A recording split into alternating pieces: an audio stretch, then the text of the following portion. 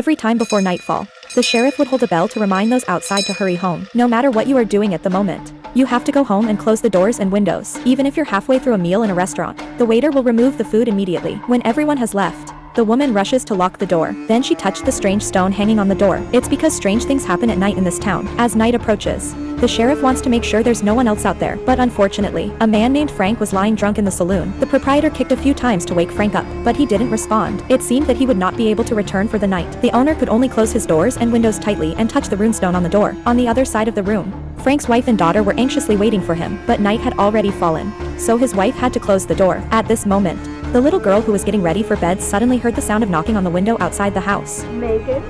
The little girl heard her grandmother's voice. Without any doubt, she ran over and opened the curtains, only to see a strange old woman standing outside the window. Maybe the girl missed her grandmother so much that she didn't react. At the moment, the old woman was floating outside the window on the second floor. Mom heard her daughter talking to someone. When she came up and saw this scene, she was instantly shocked into a cold sweat. She told her daughter not to open the window, but she was too late.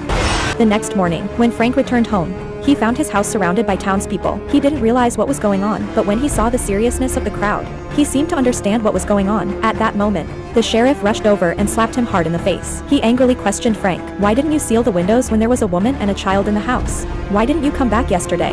It turns out that every night in this town, a terrible demon attacks. The only way to protect people from demons is to stay in their homes and seal the windows and doors and protect them with runes.